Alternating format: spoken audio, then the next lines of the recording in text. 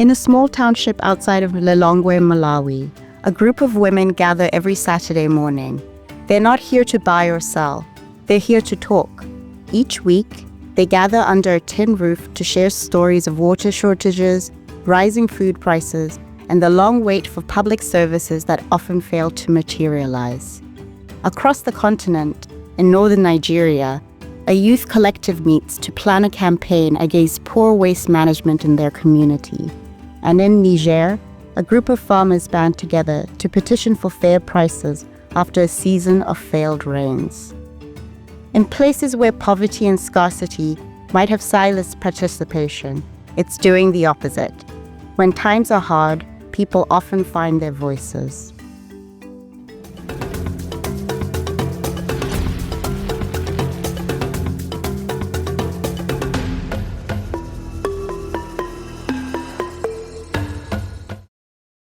Welcome back to Voices Africa, a podcast from Afrobarometer, exploring how citizens shape democracy across the continent. I'm your host, Shannon van Wyk Kossa. Afrobarometer's 2025 flagship report on citizen engagement uncovered a surprising pattern.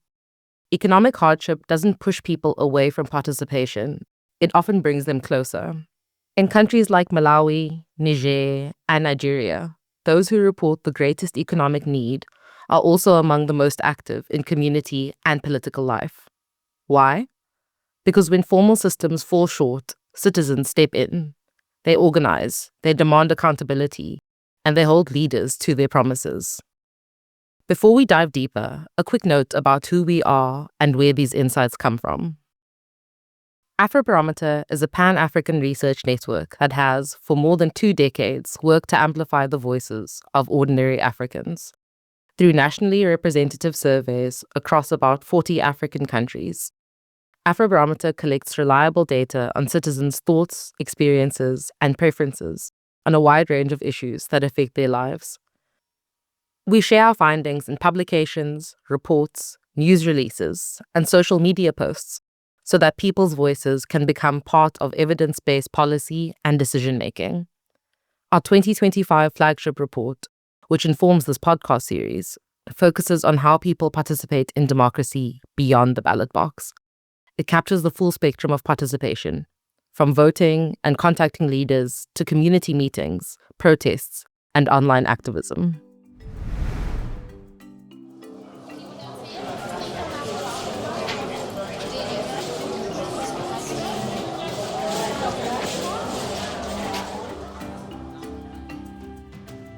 In Malawi's Machinga district is a small civic group called Tigwerane Manja. It means let's hold hands.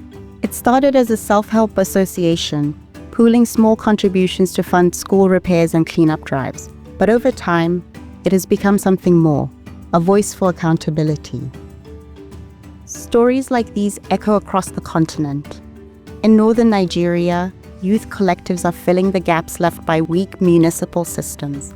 They organize neighborhood cleanups, demand electricity repairs, and campaign against illegal dumping.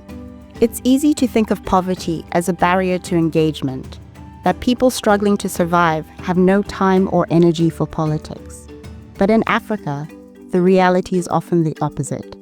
In Niger, for example, Afrobarometer's surveys show that people who face economic hardship are more likely to contact local leaders or join collective actions than those who don't.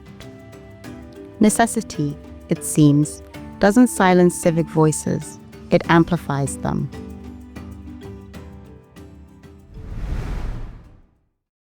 To understand what this means for Africa, I spoke with Mavis Owusu-Gyamfi, a leading voice on economic policy and development on the continent. Mavis is the president and CEO of the African Center for Economic Transformation, also known as ASSET, one of Africa's leading economic policy institutes, focused on moving the continent beyond growth and toward transformation. Her career spans more than 25 years in economic and social policy making and development across Africa, Asia, and the Caribbean, working with organizations including the UK Department for International Development, Save the Children, and the Power of Nutrition. Before becoming president and CEO, Mavis served as executive vice president at ASSET, where she played a key role in shaping the organization's strategy and strengthening its partnerships. During that time, she helped build a stronger ecosystem of policy institutes across the continent, mobilize resources for assets' long-term sustainability, and recruit top talent to expand its research, advisory, advocacy, and thought leadership. Mavis is also a Desmond Tutu Leadership Fellow and holds an MPhil from the University of Sussex. Mavis, thank you so much for joining us on the Voices Africa podcast. Shannon, thank you for the invitation to join you today. I'm honored. Afrobarometer data reveals a fascinating trend. Poorer citizens tend to engage more in civic activities. It seems that economic hardship might drive people to become more active rather than indifferent. What could be the reason behind this? I'm not surprised at all by this finding from Afrobarometer. There's a Shona proverb from Zimbabwe that says, "A child that does not cry will die in the career." And the meaning is very simple. If you want change, you must speak up. So for poor citizens, silence is a real consequence for them. If they do not cry out about their circumstances and they do not articulate as loudly as possible about their community's problems and make it visible, to be honest, nothing will get fixed. So civic engagement on the continent at the moment has become a survival strategy more so than a statement of political preference. Now, let's look at the context in which our people are operating. Roughly 450 million, or 40% of the population in sub-Saharan Africa, live in extreme poverty. Now, citizens who are poor are the ones that are often hardest hit by the broader geopolitical, finance, and climate challenges that the continent is currently facing. Historically, we have seen clear evidence of the link between poverty and insecurity since independence. So over decades, we see poor people protesting, picking up arms, joining militant groups as they fight against unfairness and poverty.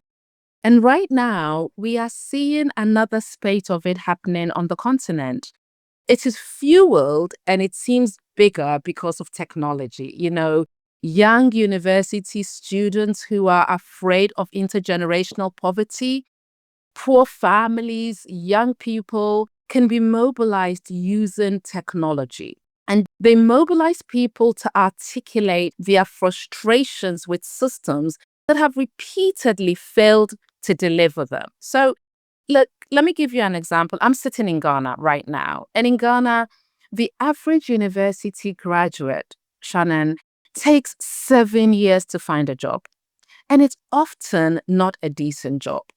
And when they get that job, they have to navigate rising living costs, weak public services, limited economic mobility, increasing taxes, be it direct or indirect taxes. And recently, with a number of our governments facing debt challenges and going to the IMF, and we're seeing increases in aid cuts, the pressures on young people and poor families are even higher. So what we are finding is that young people are seeing that if they don't speak up, they are in trouble. And the way in which they are finding they need to speak up is through civic protest, because the alternative route of trying to have conversations with, ministers, politicians, regional leaders doesn't seem to be working. And the human impact is huge. You have poor households having to tighten their belts. You have a cash and carry health system where a poor pregnant woman whose life is at risk is literally living hand to mouth. And when she has to go to hospital, she's being told to pay, and then when she has a child, the child is facing low quality education. And when the child goes through the education system, they come up and they are told, "We don't have a job for you because your education is not of the standard that it should be at." And so what we are finding is with technology, with young, educated people facing the prospects of intergenerational poverty, they are mobilizing and going up because formal structures for engagement is not working for them. So I'm afraid we're at a point now where poverty is no longer breeding apathy, it's breeding urgency. And the challenge to our policymakers is not just about listening to those voices, but making sure that they have real solutions to those voices. Because if they don't, I don't think it's just going to be the spates we're seeing now. Kenya did it for a number of times in a couple of years. We're going to see it happen more and more. What risks do economically marginalized citizens face when demanding accountability?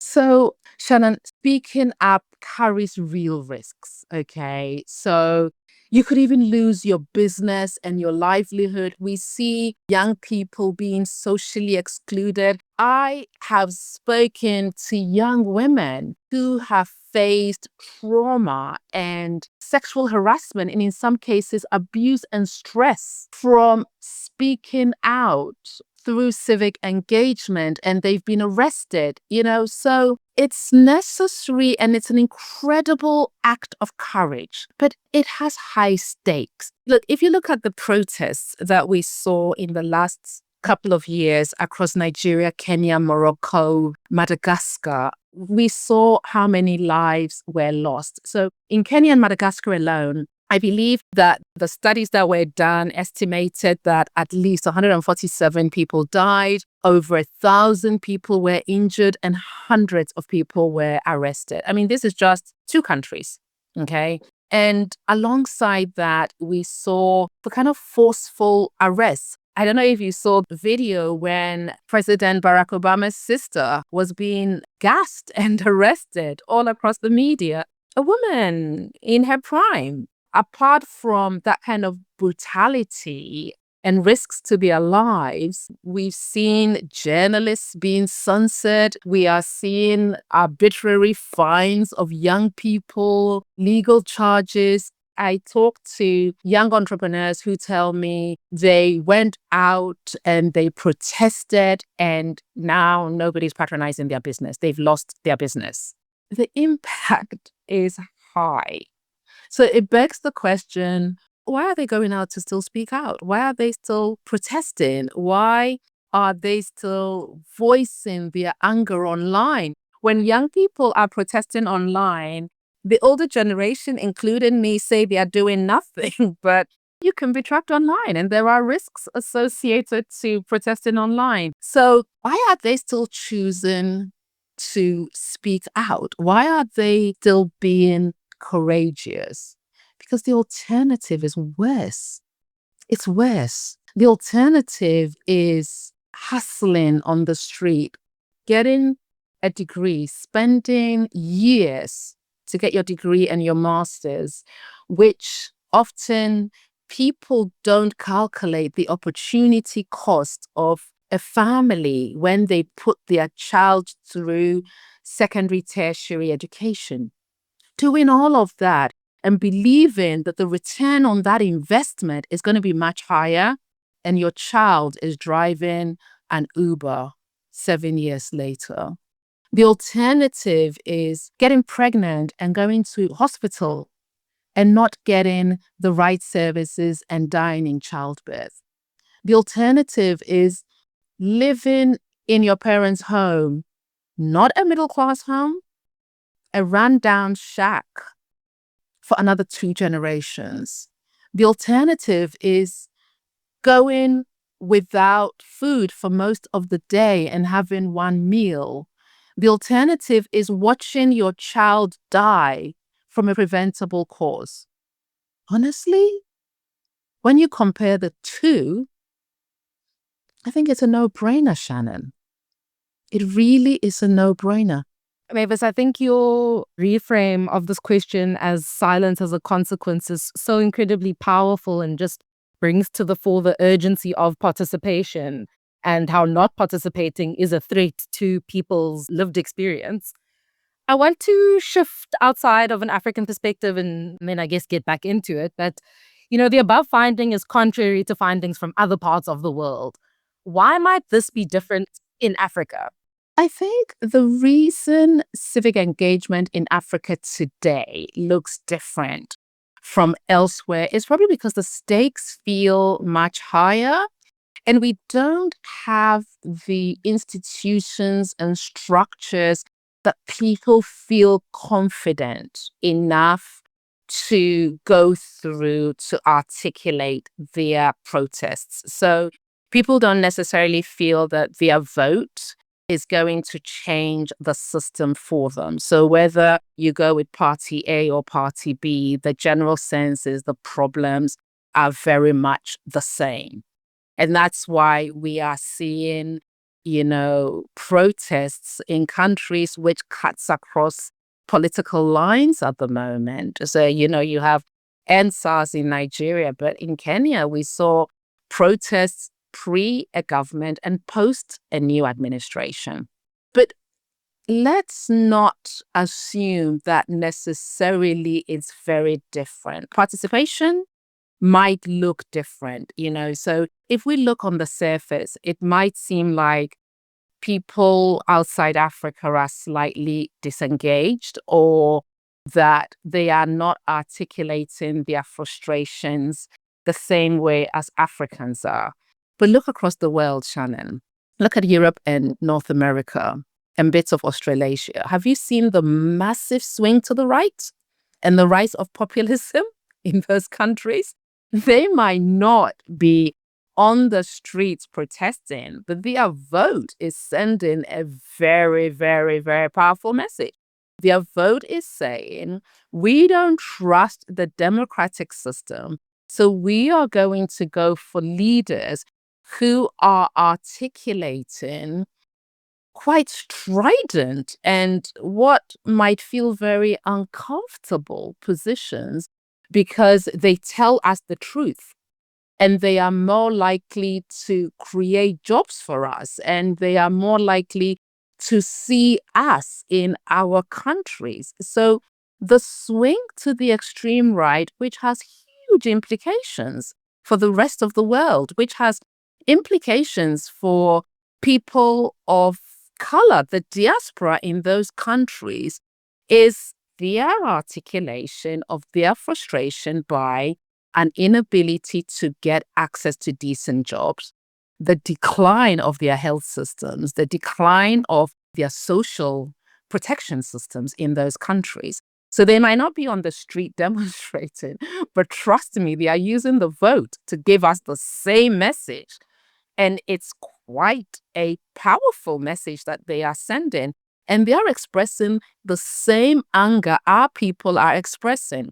We want better jobs. We want better access to education. We want a better access to health services. We want better social protection. We want you to stop sending money to development, spend it in our own countries, close the borders. Same frustration, same anger against poverty, only it's done through the vote. Mavis, you've shared a multitude of examples, but I think I'm interested if you can share one quintessential example for you in recent history where citizens have turned unmet needs into collective action. And then I also think I'm interested in, how that bridges or how that connects to formal policy and decision-making spaces in terms of what that impact has been like there. Okay. So you've seen recently the spate of protests across the continent. So Kenya's Gen Z is a very great example of it. And if I can just use that one as an example and deep dive into it. So, Kenya's Gen Z went out and said, we will not accept the increase in taxes that you are proposing as part of your budget process.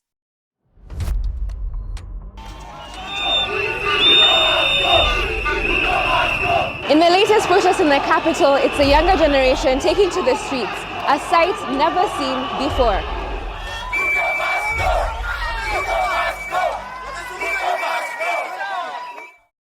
And they were brutal protests, which led to, a few hundred people dying. It led to, over 1,000 people severely hit as part of those protests. And they were so violent that the government was forced to go back to their policy position. The president was forced to fire pretty much most of his cabinet, appoint a new minister of finance, appoint new cabinet members, and revisit their fiscal bill that they were putting out and take out some of the pain points of those taxes for ordinary citizens. So that civic action, unfortunately, came with some loss of life. It came with damage to young people, but it led to a direct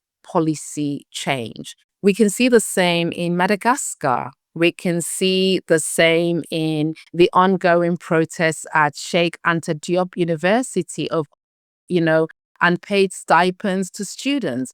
And what is happening is we are seeing politicians having to step back and readjust their policy spaces. Now, I have a question on how robust those readjustments are and whether or not it will bring an end to the crisis that we are navigating. But yeah, those are just a few examples of where policy change happened as a result of those protests. Thanks, Mavis. I think you've given us a great overview of a national response, and I'm also interested in how local leaders respond to these bottom-up pressures. Let me give you an example of the issue of galamsey in Ghana. So a few years ago, there were protests in Ghana against galamsey, and galamsey is illegal mining.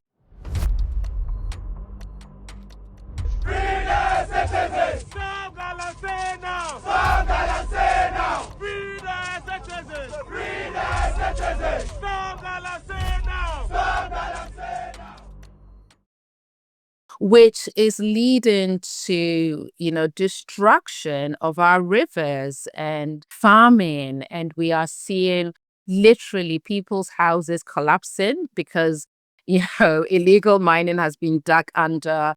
We are seeing kids being born with deformities due to chemicals in water that mothers are drinking, etc. Okay. This led to local leaders, traditional leaders, starting to take action against other traditional leaders who were permitting galamsey in their communities.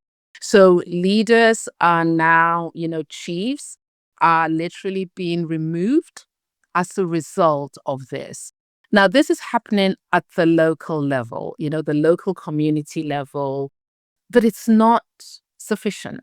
A lot of the frustrations and the challenges that people are facing require both a traditional leader, local government, national government solution to the problem. This is not a problem that is sitting at a community level. It is a national problem. It requires legislation, security forces, policy change, accountability, introduction of changes to mining law. It's actually a holistic structure that is required to solve some of these problems. So, Shannon, whilst I see the rationale of unpacking national and local government solutions, the problems that our young people and our poor communities are facing are not problems that can be dealt with at a community, local government, regional level, or just national level. It's a whole society, whole government, whole system reform approach that is required. And so at Asset, we keep saying that if we are going to get to the bottom of these solutions, We need transformation of our economies. We need growth with depth. We need, the kind of growth that is leading to diversification of production and exports, that enables us to be export competitive, enables us to enhance productivity and generate jobs, enables us to use technology better. And all of this should lead to human well-being, decent jobs for our people, an improvement in gross domestic product, an improvement in salaries and equity. If we tinker at these things at the edges, we are not solving the problem. So for me, one of the challenges we have right now is you have the Kenyan government changing the finance bill. It's a tweak. We have traditional leaders in Ghana firing chiefs for allowing illegal mining to happen. We have the military taking over in Madagascar or Senegal. These are tweaks. Until we have a whole economy, whole society transformation to deal with the entrenched challenges that continues to leave us poor and continues to leave our people hungry, we are not making progress. And we will keep seeing peaks and troughs. Every time things are going well, we will all be quiet. And every time there's a global crisis and it affects us, we will all be back on the streets. Mavis, I think what you're talking about deeply resonates with anyone who lives on the African continent. I mean, even if there's good intentions around policy, there's this huge implementation gap. I think because, I'm really interested in how do you operationalize that? You spoke about not tinkering at the edges and this holistic response. What is needed? What are the components that we need to operationalize a holistic response and not tinkering at the edges, as you've said? So I think we need to begin by agreeing clearly the direction of travel, okay? And this direction of travel has to be embedded in government policy and in government strategies, okay? And it doesn't matter who is in power. We are implementing it. So the first thing we need to do is we need to stop the stop-start approach to economic and social development, which is endemic on the continent. This political party comes in and they say, this is our manifesto, and we're going to throw out what our predecessors did and start again. It leads to a loss. It's inefficient. It's a waste of money. So we see across the continent, unfinished schools because this MP started it or this president started it, unfinished projects. It's such a waste of money we don't have. So let's agree very clearly a direction of travel for economic development and stick to it irrespective of who comes to power. So that is number one, continuity of policy, continuity of implementation, and finalization of things that we've started. Of course, we must tweak it. We must make adaptations where needed because the world changes. But let's finish it. Let's not waste money with the stop-start. That's the first thing. The second thing is we've got to start looking within Africa for our development and growth. Okay. We are 54 countries, and outside 5 of them, the other 50 cannot stand on their own. So unless we are collaborating and we are making regional integration a reality, okay, we are not going to grow with depth. We are not going to diversify our economies. So let me give you an example. West Africa, okay? We have the cotton fall in West Africa. Every country wants to have a textiles factory. Every country wants to have a fashion industry. It's not viable. But if we look at a regional value chain around textiles, Some countries are growing the cotton. Some countries are ginning the cotton. Some countries are providing the textiles. Some countries are producing the clothes and are the fashion houses and can export. We have built a textiles and fashion value chain that has specialisms. We specialize in centers and we can compete with the world. But at the same time, we can sell to Africa. And so we start by saying AFCFTA, okay, what are the rules of origin for textiles? And how do we work together to make this a reality? It's not the scenario where we are so busy producing textiles for the rest of the world that when AGOA is cancelled or frozen, a whole economy goes under. And then when we say, okay, why can't Lesotho sell the jeans to Africa? We discover that actually we don't have the agreed protocols and rules of origins for textiles for Lesotho to sell to Africa. So the whole economy of Lesotho is at risk in spite of the 1.4 billion population we have on the continent. So we need to be very focused and intentional on building centers of excellence and regional value chains. We need to be able to pick and invest in winning sectors, not winning companies, winning sectors. And be intentional about making sure that we have the policies, we are skilling people up adequately, both in universities and through TVET. We are making the link between schools and jobs. We are giving people the soft skills.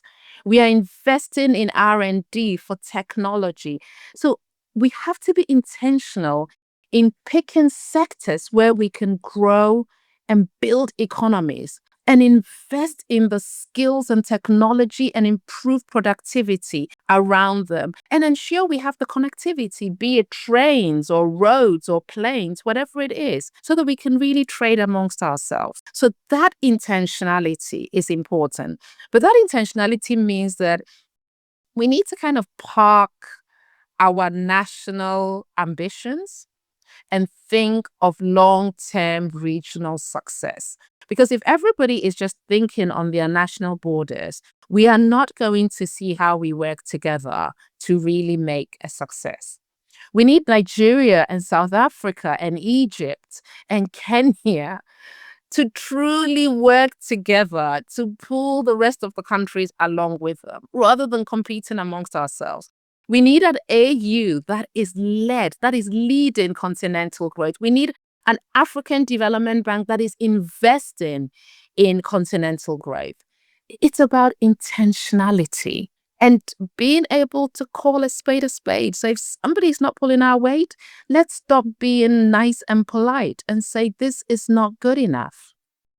I want to ask you what you believe the role of donor or NGO support is in that bigger picture that you painted for us. But then also, what does that look like for citizen mobilization?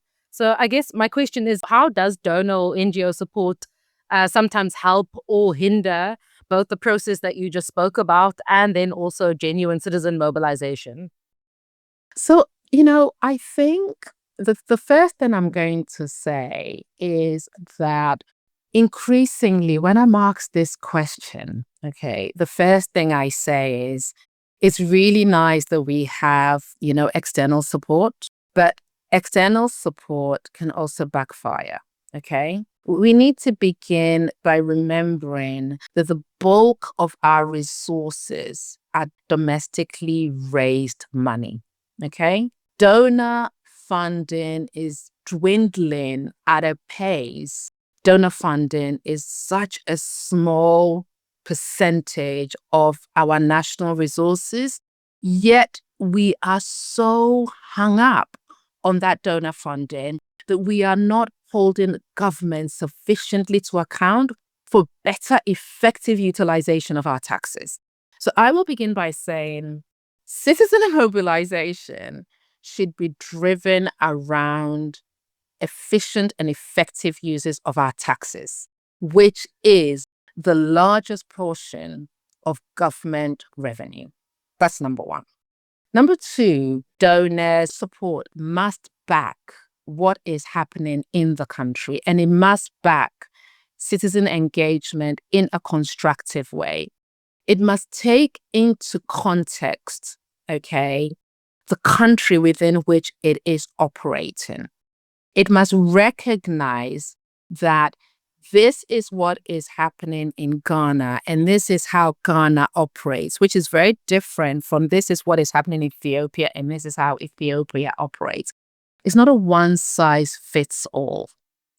So it must really look to support local ambitions, local agendas, which means supporting local civil society and how local civil society organize themselves, how they train and fund themselves, how they use technology, how they can access legal support, etc. Really think about supporting those processes rather than importing external modus operandi into a country. Now, when this is done well, we can see that it has a really positive impact. The citizen engagement is driven by local citizen systems rather than external interpretations of what should happen. It is grassroots action, okay? It is leveraging citizens' voices. Secondly, we can also draw on donor support to drive a lot of community accountability of our governments. We've seen donors supporting technology, which has been used by citizens, Ghana, Nigeria, etc., to really give citizens voice. I believe the one they used in Nigeria was something called Tracker, to give citizen voice. Now, these are some of the areas where I think it can be a slight double-edged sword, okay? As I said earlier, one is the donor perception of what should be done. Very often proposals are written and they come into the country prepackaged, especially now that we don't have a lot of flexible funding. And so the money is already tied to an approach or a direction of travel that hasn't been designed with local civil society. And that can create a backlash. That's the first thing. The second one is, let's be honest, donor support can breed elite capture. A lot of civil society organizations on the continent continue to grow, but it's been captured. There isn't room for the kind of nascent, rural, informal actors' voices to be heard because these structures have been built. And that comes at a cost to the voice of, I think, particularly young people. We have traditional structures there which don't always hear young people. And we need to hear young people, and not just middle-class young people. I want to hear the voice of young people who are sitting in peri-urban and rural areas and what they are experiencing. And so if we can get this support to really get to the grassroots and help use that limited money to support a much broader, voice and much broader grassroots activism, it would be fantastic. And if I can give Afrobarometer a plug here, at Asset, we use a lot of Afrobarometer data when we are doing our policy work because we hear the voices of everyday citizens in there. For me, it's really important that those citizens' voices are heard as part of the policy advice we are giving government, because that policy advice is alongside policy advice coming from a range of donors as well, who are coming in with a very different sense of direction of travel for a country. And with the work that we do and the data that we collect and the data we use from organizations like Afrobarometer, we can really push for policies that are responding to priorities of the people of Africa. And I want to end with this last question for our audience. But what lessons can wealthier nations or more developed nations learn from Africa's need-driven democracy? I would give them 3 lessons. Yeah. The first one is legitimacy depends on responding to lived realities. As leaders, you must ensure your policy decisions are translating into tangible improvements for your citizens. And this is a problem that democracies are facing everywhere. So, I am both Ghanaian and British, all right? And when I look at data from Afrobarometer, I look at data from citizen engagement in the UK, the loss of confidence in our leaders is not an African issue. It's a global issue. It might be playing out differently, but there is a crisis of confidence in our leaders, okay? Over 80% of Americans do not trust their elected officials to tell them the truth, okay? In Europe, the European Commission data is showing us that only about a third of citizens trust their national government. Legitimacy is a problem. The second thing is digital youth-driven activism matters. So if you start ignoring, real-time citizen feedback, it comes with high political costs in this current modern era. So we've seen it in Kenya. Look at how many people they mobilized. Did you see? They mobilized irrespective of politics. They mobilized irrespective of tribe. Okay? They mobilized on a common cause. Young people in the UK, young people in Europe, North America are mobilizing digitally and with their votes against a common cause. And guess what that common cause is? Poverty, lack of jobs, lack of access, lack of affordable housing, lack of access to quality healthcare. It's the same thing everywhere. So if you don't listen and you don't pay attention to digital youth-driven activism, you are in trouble. And finally, accountability must be continuous. You must be accountable to your citizens. You must ensure that you have strong, transparent systems and institutions that are sharing with your citizens what you are doing with your money. Trust isn't built just during elections, as a lot of countries like to think. It is built, you are voted in because they trusted you would make a difference. You must continue to show them that you are making that difference. Because as we've seen in Africa, when that confidence, it erodes quickly, okay? And when those oversight bodies are seen as weak or compromised, your citizens will go out to tell you this is not good enough. And that's what we are finding. So those would be my 3 messages to our established democracies out there. The vote to the right is a very strong message that you should listen to. Rebalance. I'll end there. When we think of democracy, we often picture parliaments, ballot boxes, and official speeches.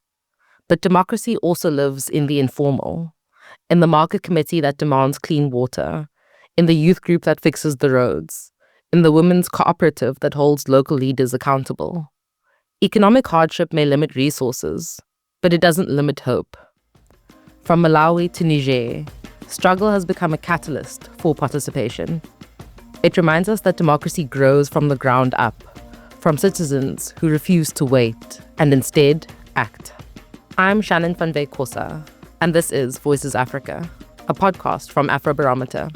Join us next time as we meet Africa's digital generation, young citizens who are transforming hashtags into powerful movements for change. You can read Afrobarometer's 2025 flagship report on citizen engagement at afrobarometer.org.